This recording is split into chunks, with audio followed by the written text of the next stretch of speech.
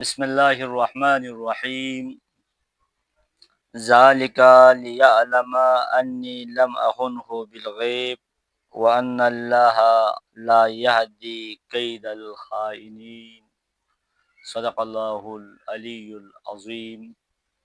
حمد خدا، درود و سلام بر محمد و آل محمد۔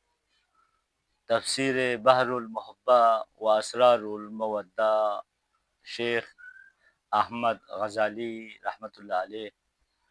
تصوف و عرفان اور رمزی تفسیر ہے، جہاں اہم گوشے ہمارے زندگی کی حقیقت سے پردہ اٹھاتے ہیں۔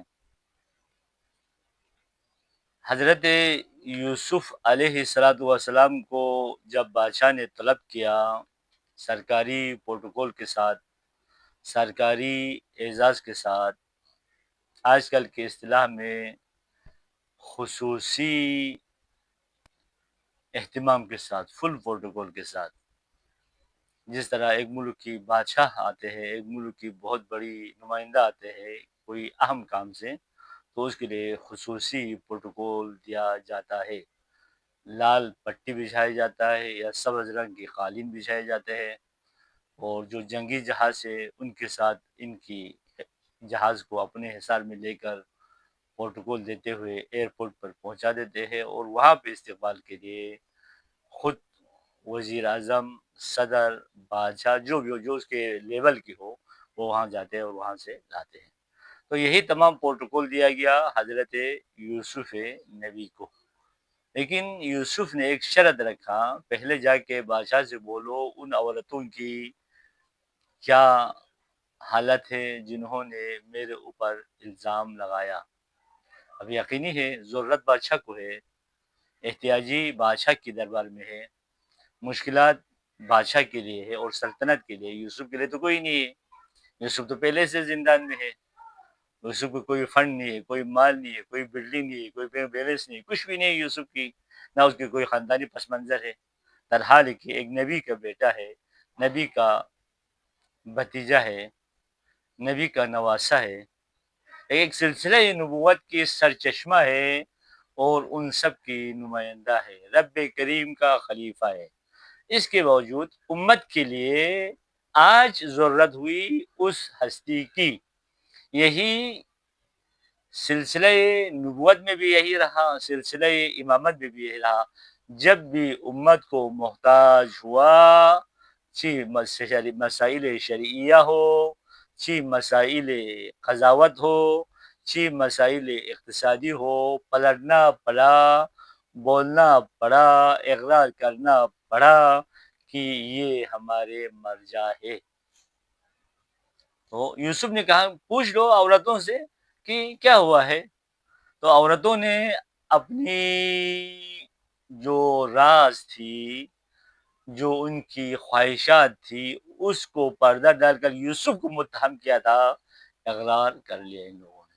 اب یہ سب زندان میں ہے، یہ سب روسا کی بیویاں، روسا کی بیٹیاں، روسا کی رشتہ داریاں سب اس وقت زندان میں ہیں۔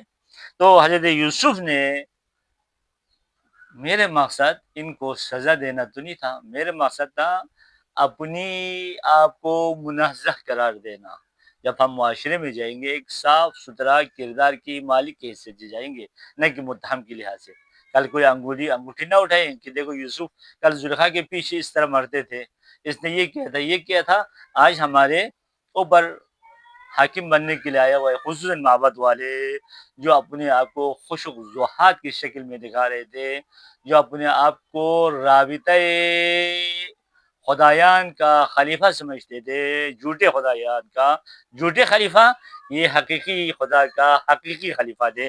تو کہا ذالکا، یہ بات جو کیا میں نے پوچھا ان عورتوں کے بارے میں اور انہوں نے اقرار کیا، یہ اس لیے تھا لیعلم انی لم اخنہ بالغیب، لیعلم، تاکہ جان لے، کون جانے، کون جان لے، انی لم اخنہ بالغیب، یعنی لیعلم انی لم اخن، ان بتاویل مفرد یعلم کا، خو بادشاہ عزیز مصر یہ جان لیں اس کی غیر موجودگی میں جو الزام میرے اوپر لگایا تھا، جو تہمت میرے اوپر لگایا تھا، جو فاصلہ میرے اور عزیز مصر کے درمیان زلیخا اور اس کی مکروہ دوستوں کی وجہ سے ہوا تھا، میں اس میں خیانت کرنے والا نہیں ہوں۔ خائن، مبغض خدا، خائن مبغض رسول، خائن مبغض دین، خائن مبغض انسانیت۔ کیوں؟ اس لیے کہ وہ غیر اہل جگہ پہ خود اہل بن کے بیٹھتا ہے۔ جو اہل کے لیے جگہ تھا اس کو اس نے پر کیا ہوا ہوتا ہے۔ محبت والے خائن تھے، اس لیے خائن تھے، ان لوگوں کو اللہ کی طرف سے کوئی پیغام نہیں دیا تھا، یعنی نمائندہ قرار نہیں دیا تھا، پھر بھی وہ نمایاں بن کے بیٹھے ہوئے تھے۔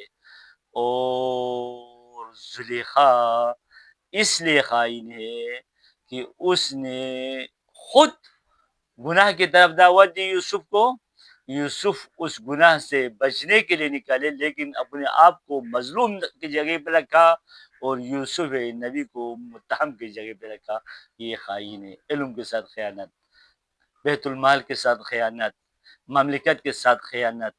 آج کل ہمارے علاقوں میں مال کی زور پر، اقتصادی پاور کے زور پر، فساد مالی کے زور پر، فساد اخلاقی کے زور پر عوام کو اپنے مطیع بنانے میں سرگرم عمل ہے۔ پوری دنیا اس وقت بلتستان میں الیکشن یہی ہے۔